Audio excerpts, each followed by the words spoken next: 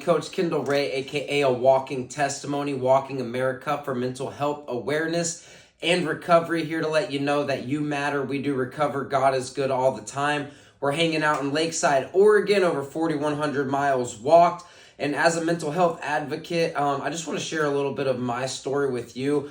Today, I want to talk about the first time that I ever tried to take my life. And I don't want to talk about it in any glorified type of way or anything like that. It is such a serious thing. Depression and suicidal thoughts are so real with so many people. There are so many people daily that lose their lives to suicide. And I am so thankful for life today that I am still here when not everybody gets that opportunity. And I just want to share a little bit about what led up to that. And what happened. It's a real hard subject to talk about sometimes, but just want to kind of get into that a little bit. So if you are familiar with me, my journey, or if not, this is a little bit about me. I was born and raised in a good household. I grew up in the church. Good family, was taken care of. Wasn't like rich or anything like that, but definitely blessed. Super thankful. Amazing mom and dad. My parents are still together. So growing up in the church, I did go through an experience where I was sexually abused by somebody else in the church. And at that time, even though it happened, I didn't understand the severity. And actually, until years later, I really didn't understand the severity, but I knew it wasn't right. But it happened. And so I dealt with a little bit of trouble. My addiction and stuff stemmed way before drugs itself. I was addicted to lying and stealing and just not being the best person, even though I didn't have to. I don't know where that stuff really came from, but just one of those things. So I remember I got kicked out of a church camp. It was my first year able to work at this church campus. This was in 2007. Actually, I had an ATV land on top of me on the 4th of July after taking a crazy jump, all this stuff. But I had a problem. Like I said, I had a problem with stealing, and I was taking people's money at this church camp. The people that worked at the church camp, I was sneaking into these trailers and taking money out of people's wallets. Just really not being a good person.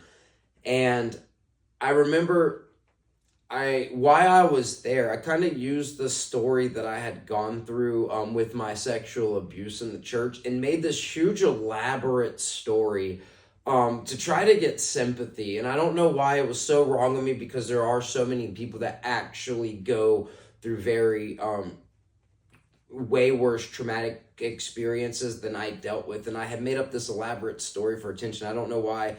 And I remember like getting kicked out of church camp and going home, and my mom had heard about that.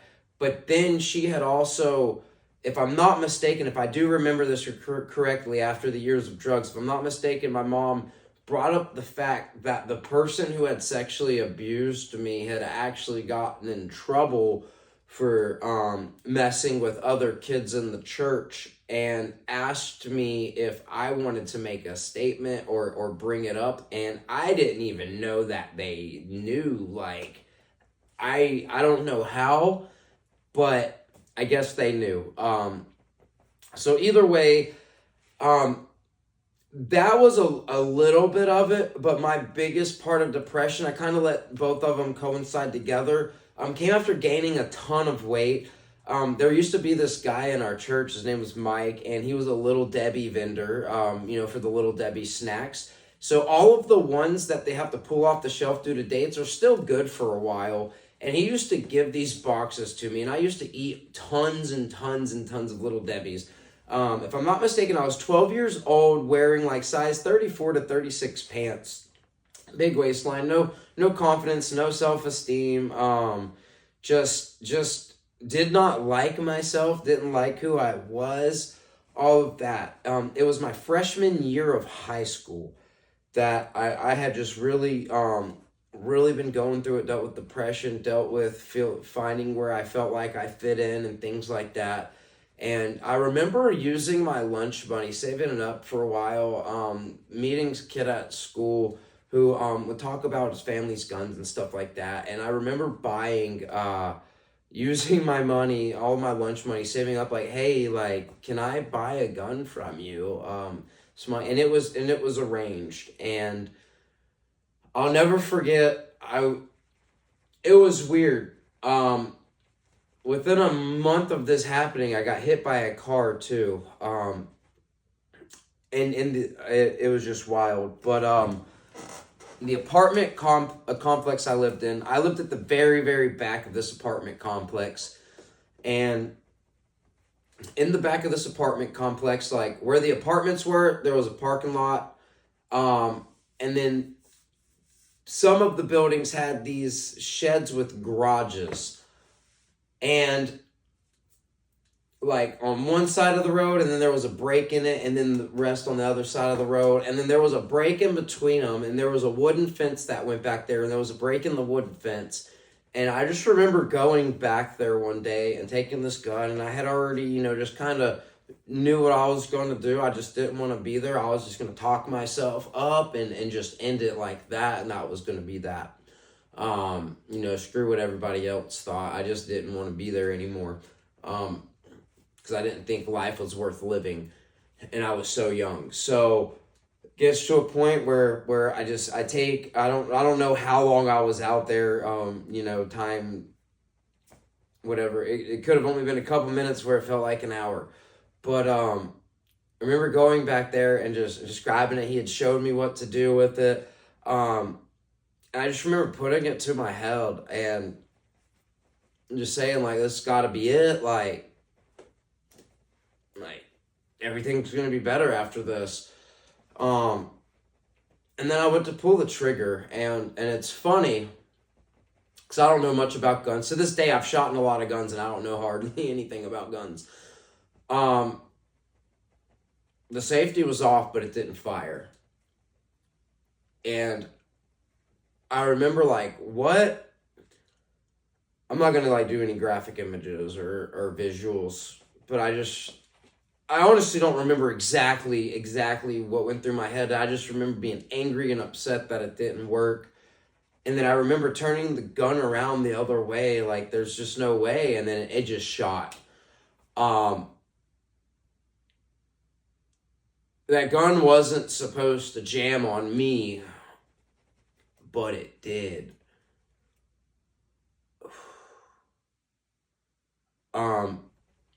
Who knows if the gun could still be in those woods. I remember just throwing the gun, running back into to the house, and just like crying myself to sleep.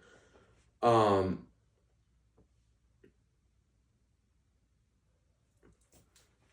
am I thankful for life today. I dealt with depression after that for a while, but I knew that there was some, I didn't know what it was, but I knew there was some type of purpose in my life. It might not have been my first thought right then, but it happened for a reason. That gun did not fire that first time for a reason.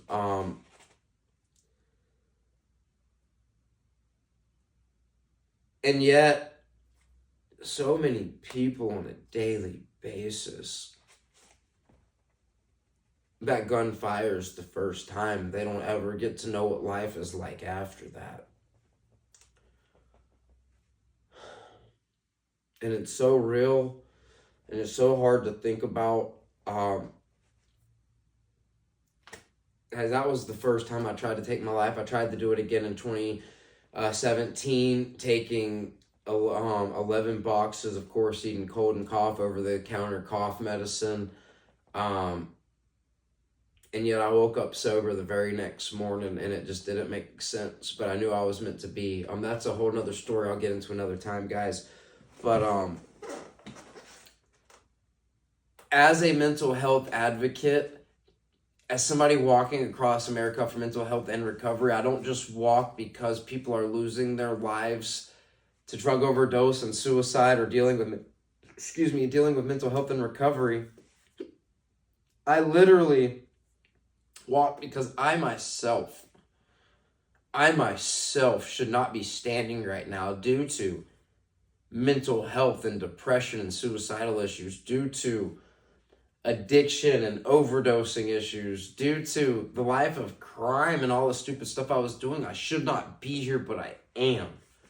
It is only by the grace and mercy and the love of God am I standing here, that he has given me this purpose to go walk across America and continue walking after I walk coast to coast, just to tell people that they matter and that we do recover. If you or anybody you know is dealing with any suicidal thoughts or depression today, guys, just know that y'all are loved. Please, please, please know that y'all are loved. Please know that you matter. If you know somebody that's dealing with it, please let them know that they matter. You all have purpose. You all have value. You are all worthy of love, of being cared for. I love you and I care about you, whether I know you personally or not. I'm so thankful for my life today. I could not be here, but I am.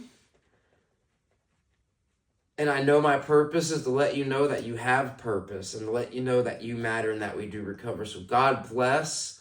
Thank you for still being here today. Guys, if you are struggling with suicidal thoughts, please, please, please know that there is a 988 crisis hotline. You can call 988. You can text 988. If I'm not mistaken, you can even email 988. There will be somebody there that wants to see you live another day and would be willing to talk to you. Please reach out to the 988 crisis hotline, or be willing to Google local crisis help area centers, organizations, to find something near you that can help you in your time. Just know that there is hope, so hold on. Pain ends. God bless, guys. Love, you matter, and we do recover. Coach Kyndal Ray, a.k.a. Walking Testimony. I'm out.